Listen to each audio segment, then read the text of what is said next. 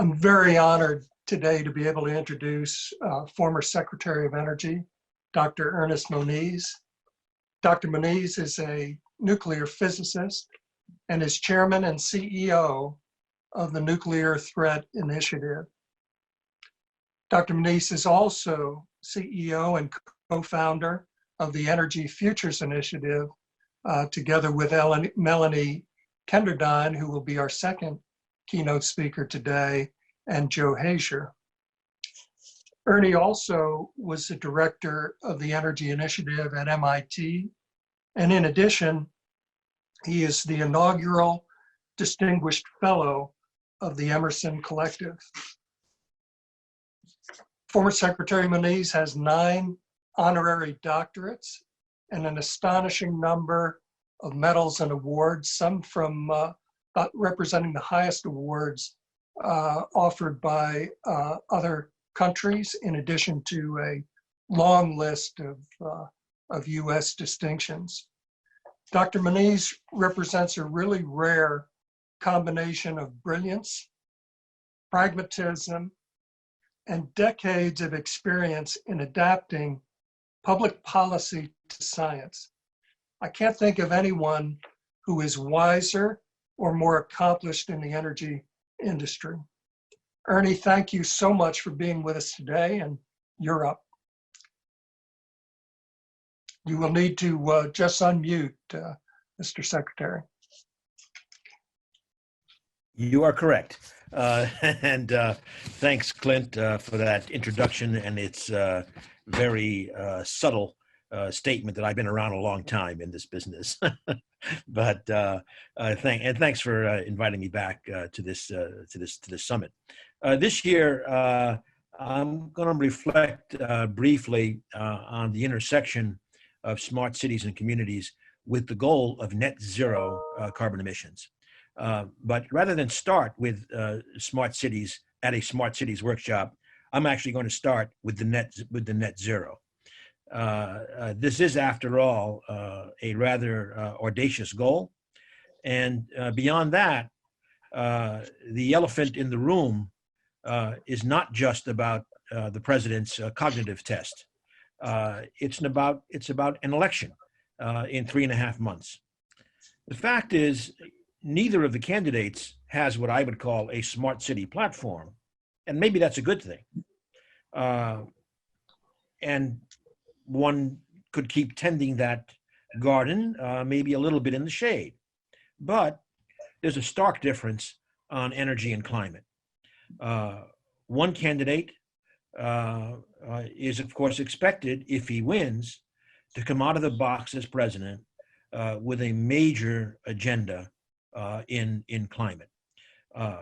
Certainly through executive action and perhaps through legislative vehicles as well, in particular, if the Senate were also to transition its majority rule.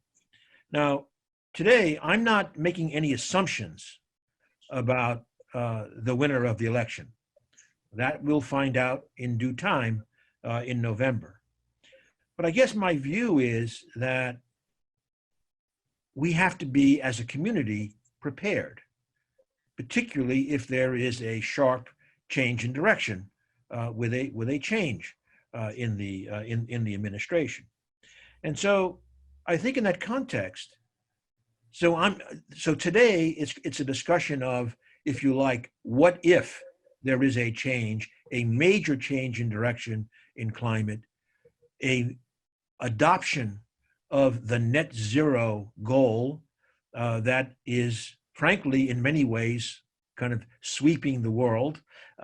In September, for example, when UN Secretary General Guterres had his climate action workshop, just on that one day, he announced more than 100 cities around the world that were adopting the net zero goal. So to me, the question is going to be, how do we prepare to position the smart cities agenda as something that enables the net zero goal that I believe will be an overarching concern in the event of a change of administration. Again, the spirit is we need to be prepared for that possibility. And we all know today, polls, which have been wrong before, but polls do suggest that this is, in fact, a real possibility. So let me start out with some comments on what I would call the why, when, what, and how of a climate action plan in the net zero context. Of course, the why starts out with the science. And I have to say, you and Mike in particular both mentioned the COVID. And I have to say that we have learned painfully from our ongoing COVID experience the consequences of ignoring science and the facts. And we certainly cannot do that going forward with climate. And the science, even since the Paris meeting in 2015, in December 2015, so not even 5 years ago, there's been really a very dramatic change. For example, the IPCC report that pointed out the tremendous consequential differences of global warming from 2 degrees to 1.5 degrees kind of made the point that we really have to go for that more aggressive goal, which really was not the focus in Paris. In Paris, it was 2 degrees with the hope that one might do better. That associated itself with like an 80% reduction in greenhouse gas emissions by mid-century. By no means a simple goal, but the reality is the 1.5 degree focus that has emerged in these last 4.5 years really tells you that a significant probability of reaching that goal will require the net zero goal by mid-century. So obviously, an even much more stringent goal. And that, of course, raises a serious issue of urgency and, in our view, of adopting pathways that have as much optionality and flexibility as possible. The when, well, the when is basically now because of this need of urgency. And now, of course, we are as a nation at a critical intersection of crises: climate, COVID, unemployment, racial equity and social justice, and I would add, internationally, globally fragmented alliances. So this is a set of intersecting crises that we really have to deal with, and our climate action plan will need to feature ambition, social justice, and jobs.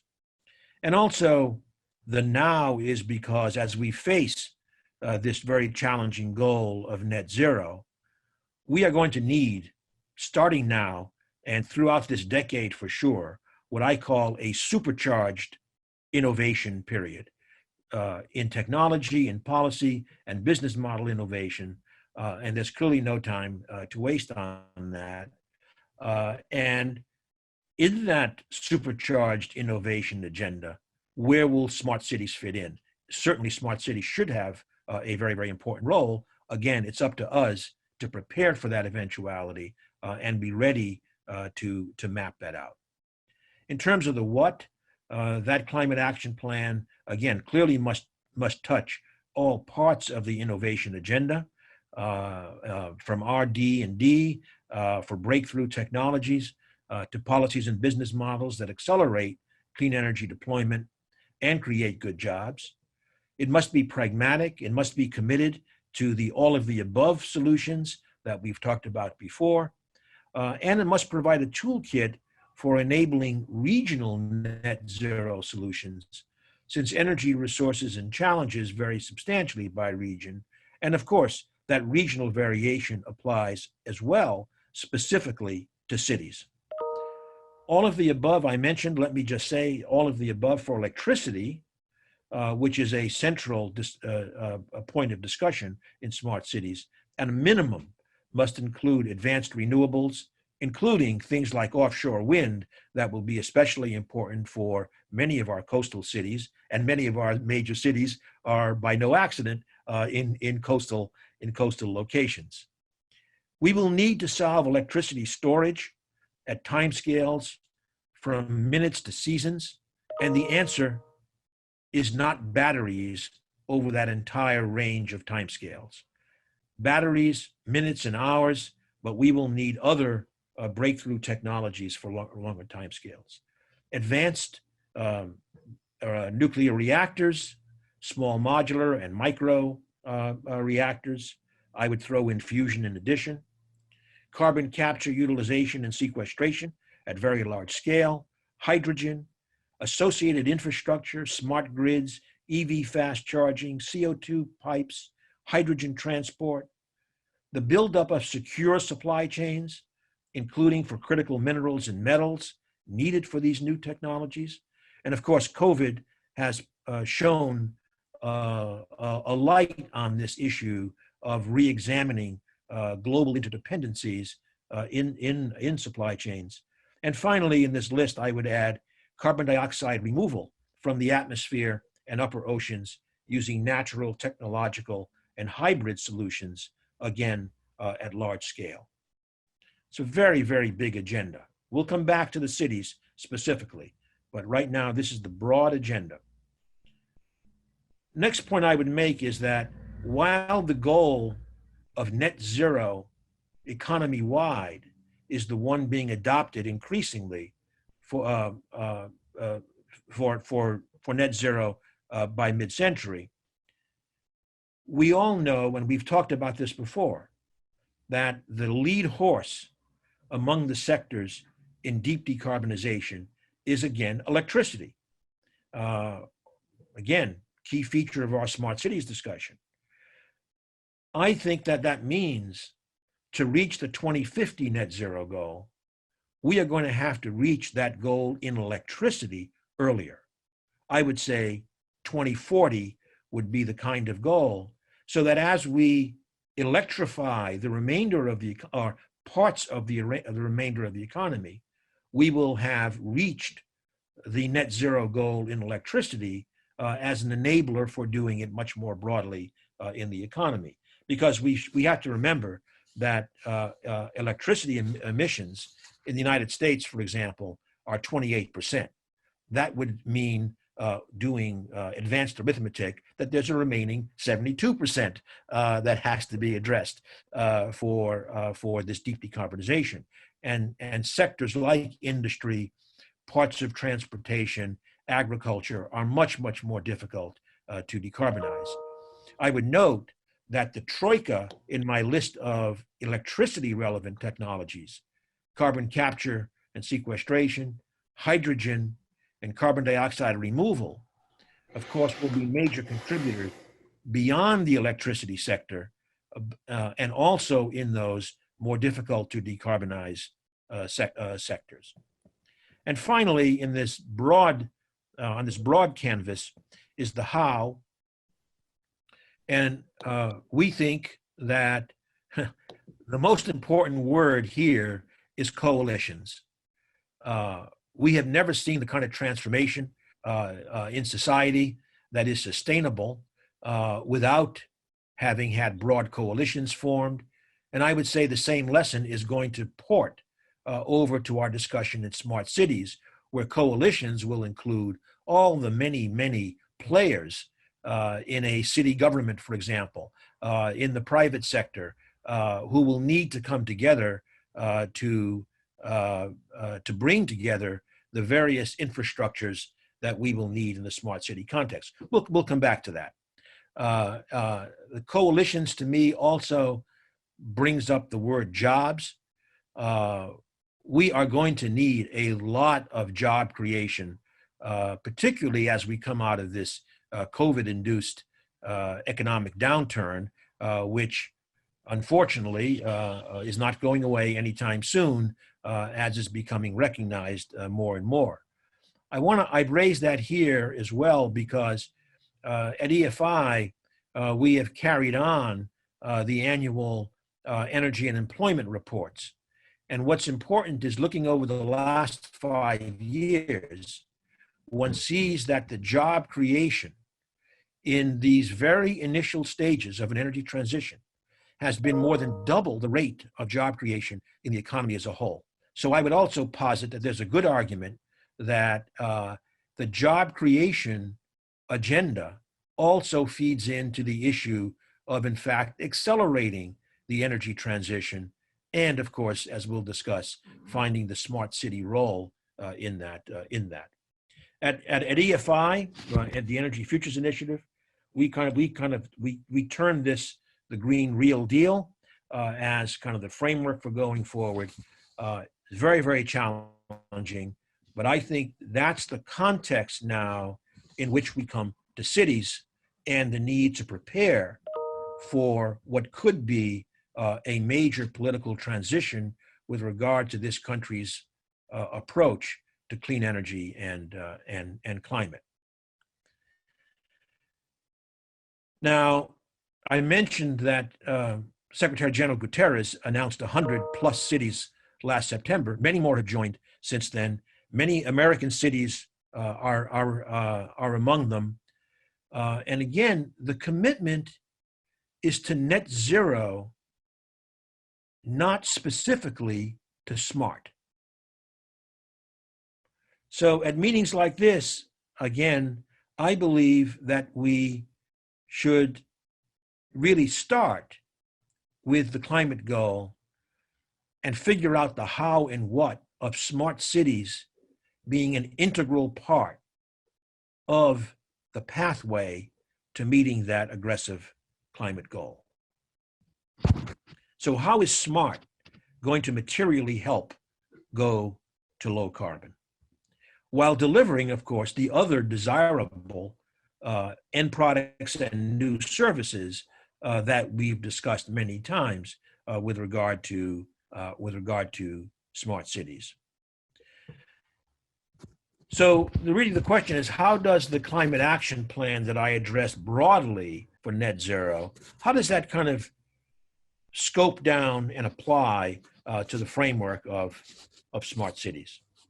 Well, of course, one question is, what does net zero mean, in particular in the context of cities? And sometimes these net zero commitments by cities really have, sometimes in the bold print and sometimes in the fine print, a focus on new buildings.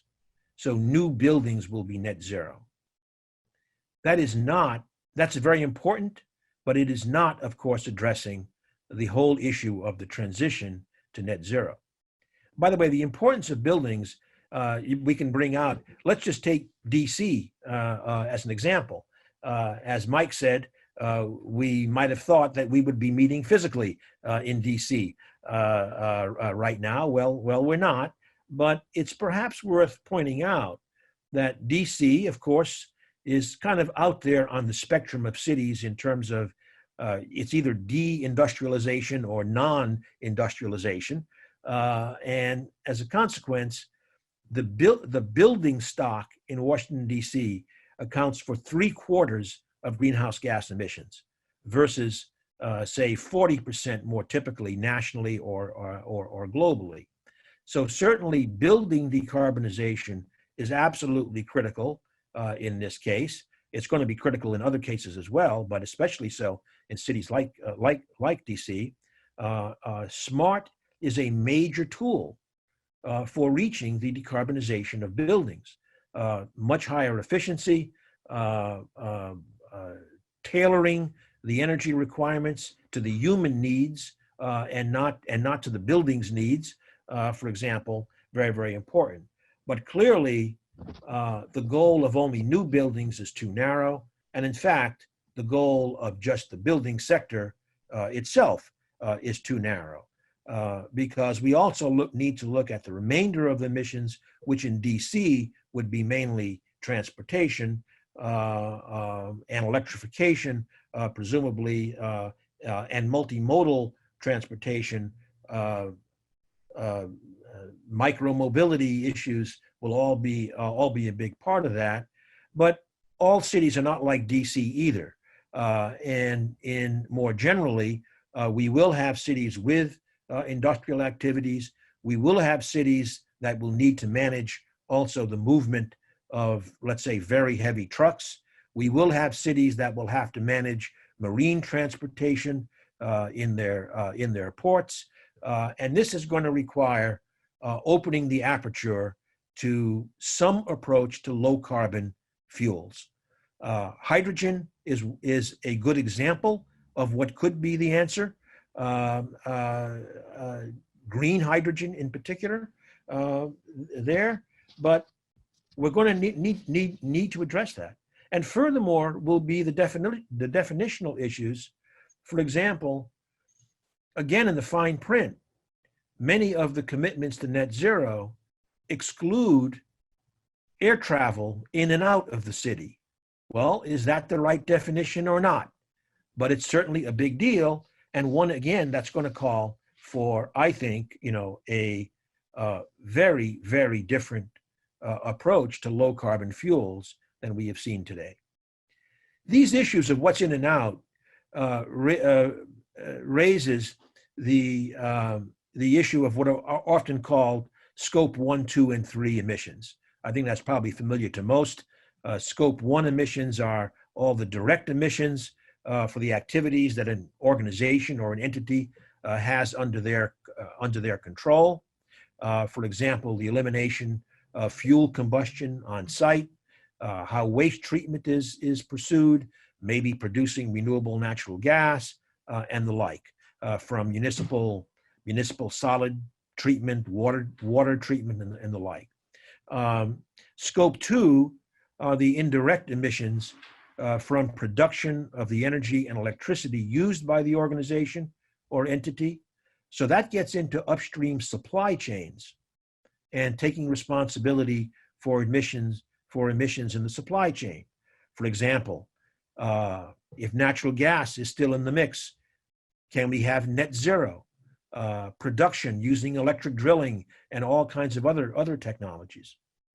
And scope 3 are all the other indirect emissions occurring from sources not under the direct control of the organization.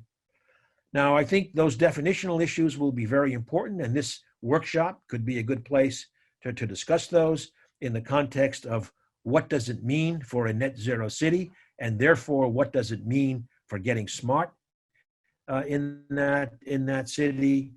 I personally think that at a minimum, if one goes all the way through scope 3, it's going to have to be a phased approach from scope 1 to scope 2 to scope 3. Now, as I mentioned, of course, not all cities are deindustrialized like DC, but of course, in discussing all of these approaches, like hydrogen, again, hydrogen is for multiple sectors: electricity and transportation, we've already noted, but of course, industry, hydrogen could play the major role in some sense as the replacement for natural gas in terms of the kinds of process heat requirements that we will need. And in tying back to that earlier agenda, because I've covered most of it, maybe the only part of it which is not going to be managed certainly within a city is the carbon capture and sequestration part. That is, the sequestration part is unlikely, I think, to be managed in the city. But just about everything else is, including the carbon dioxide removal. Net zero is not zero. Net zero means that there will be negative carbon technologies counterbalancing some residual emissions that presumably will come from the very hard to decarbonize sectors. That's very important for cities as well. But here I have to say, one has to get beyond what some would advocate as solutions only within the boundary. It clearly makes no sense for a city to offset some of its residual emissions by CDR within the city. You go where the CDR is most easily and economically accomplished. It's fundamentally an offset that cities can take responsibility for. So that's kind of the picture. I mean, I've really defined questions as opposed to providing answers in many cases. And these answers let's face it, also we're going to have very, very strong political dimensions in deciding how one draws these boundaries and therefore what the challenge is for smart cities. But in talking about things like decarbonizing industry, it's a pretty small leap to also bringing in the issues of social justice. And the point here is, in going to a largely electrified or electricity plus hydrogen city, in going to a net zero city, we should also be looking aggressively at the opportunities to address social justice. Frankly, that smart city could be ideal for addressing the needs of the physically and economically and age disadvantaged populations. The last mile for mobility, for example, would be an example of a critical issue. So I think that we should take this as an opportunity, the smart city, to address both the climate and the social justice agendas, which we must do together, and which, by the way, is the fundamental underlying principle of the Green New Deal. We provide a framework for executing it in the Green Real Deal, but it's social justice in parallel with climate that we must keep in mind. And finally, a very few words on COVID and behavioral change. We've certainly seen how behavioral change affects the energy industry significantly. There are many unanswerable questions today. Cities, by definition, are places that are naturally social distance challenged. It's clear, by definition, cities have higher population densities. And so one is at least nominally more exposed. That raises, of course, the issue of remote work, and Mike mentioned that. And clearly, it has, first of all, remote work is probably well suited to many cities, certainly DC that we've used as an example. And certainly, I agree with Mike's implication that the new normal is going to have additional remote work compared to the previous normal. But I don't believe we can answer the question today as to how much of that will persist. Will today's, I would say, productivity surprise for many in remote work, will that survive the reopening of society?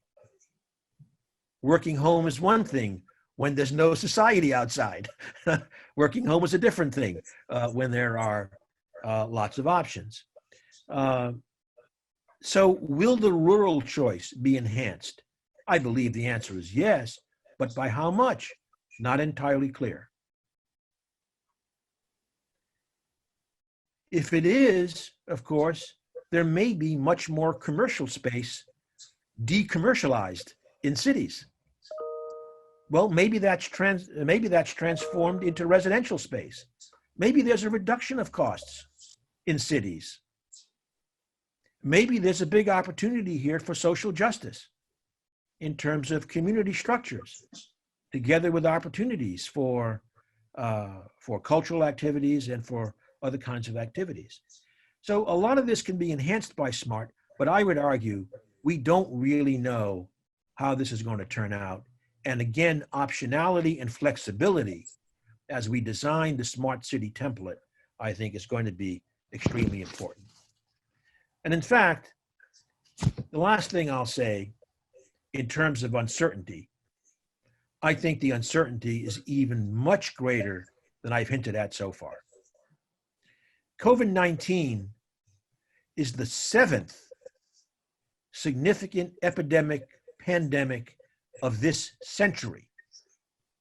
Every 3 years. It's the 3rd coronavirus. We have taken 6 strikes already. We've whiffed 6 times, swinging at the pitch for improving pandemic preparedness. Will this be the seventh? I hope not.